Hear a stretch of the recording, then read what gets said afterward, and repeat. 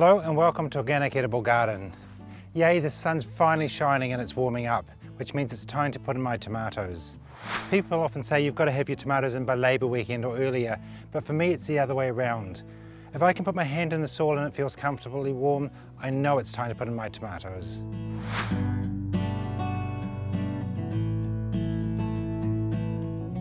But before we plant our tomatoes, we're going to have a look at our short-term root crop bed.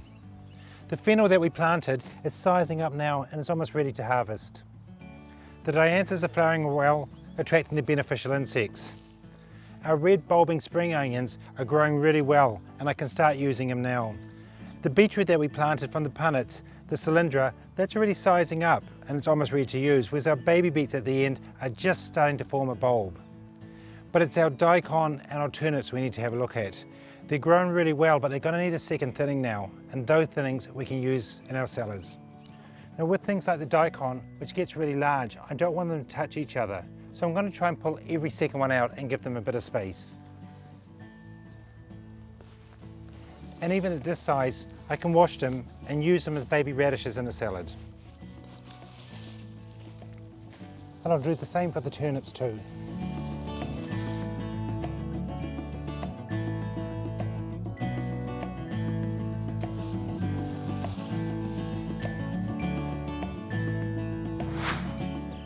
Choosing the right tomato for you can be a bit difficult. There's a few options to consider. Firstly, tomatoes are determinate or indeterminate. Indeterminate means they fruit over a long period of time. The determinate ones are often bush or shorter plants, and what they do is they set fruit all at once, and they're great for things like making sauces or pastes. The second point to consider is whether they're going heritage or non-heritage. The reason I choose mostly heritage is simply because they've been around for such a long time and they do well in my garden. But more importantly, they taste the best. Now if you're going for hybridized or non-hybridized tomatoes, the benefit there is of course that the hybridized are often more disease resistant. But if you give your tomatoes a good soil and a good feeding, they never have a problem for me anyway. And when you hybridize a tomato, often you lose something else, and it so often is the taste. And your next choice is, are you going to buy a grafted tomato over a normal tomato?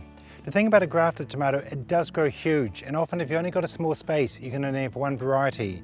But what I prefer to do is not go grafted and get a few different varieties. That way you're going to have different tastes, colours, textures that go through the season. And even if you do plant a tomato, we always plant our tomatoes really deep in the soil. This gives them a lot more roots on them and actually makes them like a grafted tomato anyway. And the last thing to consider is, what do you use your tomatoes for? If you're into big salads with cherry tomatoes, grow them. If you're into sauces and pasting, try things like the Romas or ox hearts. But I'm into the beefsteak tomatoes. I like the slicing tomatoes because of their flavour. So I'm going to plant mostly those. But I'm also going to plant my money makers, which are a medium-sized tomato. And the reason I'm doing this is when everything else fails, your money maker will always give you a good crop. When planting your tomatoes, it's really important to get your soil right. I've added a lot of compost to this, so there's a lot of organic matter in the soil. But when you're planting your tomatoes, what I need to put in is calcium in the soil. I'm going to use this in the form of gypsum. By putting calcium in the soil, you can stop problems like blossom end rot, as when the tomatoes pull their way in. Also, the calcium strengthens up the cells of the tomatoes and makes them more resistant to disease. The other thing I'm going to add to the soil are some neem granules. I'm going to do this because of the psyllid problem we have at the moment. It hasn't reached us, but I'm hoping it won't, and this will be a good preventative. When digging the hole for the soil, I'm going to put the neem and the gypsum straight into the hole. Now normally with fertilisers I like to put it on top of the soil and let the earthworms and the rain do the rest. But in this case I want it to absorb straight into the roots. So I am going to add it to the planting hole. Now I want to plant these guys reasonably deep in the soil. And it doesn't matter if some of the laterals on the side are all covered. I don't take them off because that's just going to open it up to disease. And I'll push it down.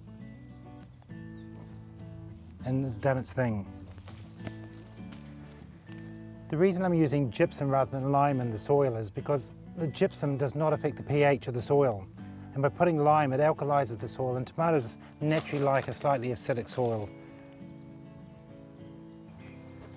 And the benefit of putting neem in the soil is also that it's a really good soil conditioner, so it will help with the tomatoes' growth. When planting a plant like this size, it's really good to put it deeper in the soil.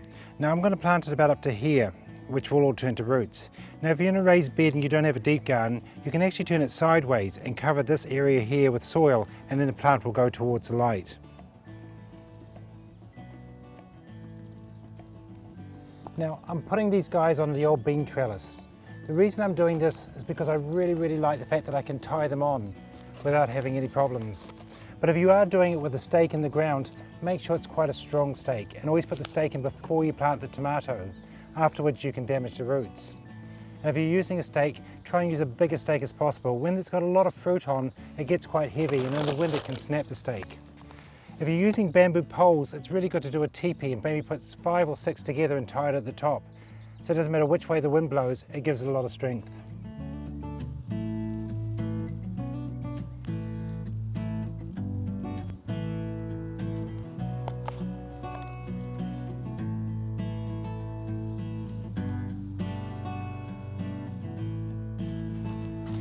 The next thing we're going to do is plant our companion plants. There's nothing better than your good old basil and your French marigolds.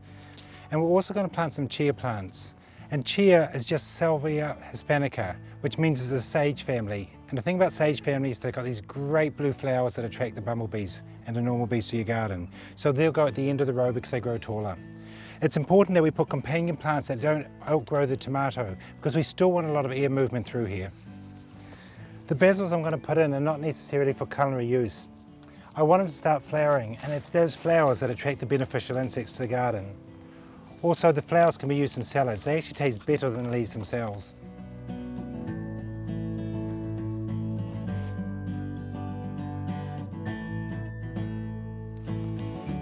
The reason I'm planting French marigolds is, one, they keep the nematodes out the soil.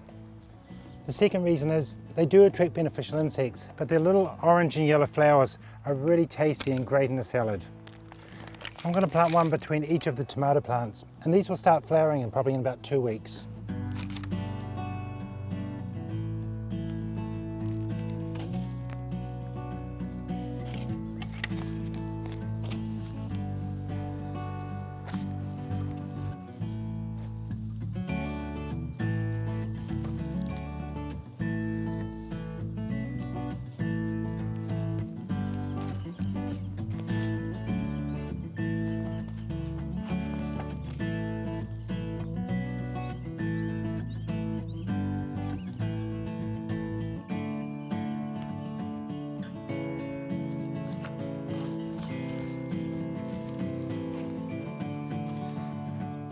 And now for the fertilising.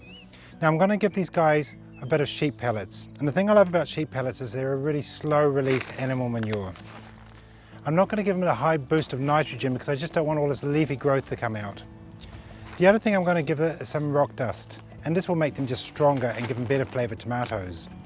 However, as they're growing, we're still going to give them more fertiliser during the growing season. I'll give them things like some comfrey tea and some fish and seaweed fertiliser, but it's best to give them a little often rather than this massive dose all at once. And now for the watering. I'm not going to give these guys a huge soaking now because the ground is still pretty moist. But I'm a firm believer that you need to keep them well moist at all times. So I like to water a little often rather than doing that deep soaking once a week. You can help with this by giving it a good mulch, and it'll keep the moisture in the soil as well.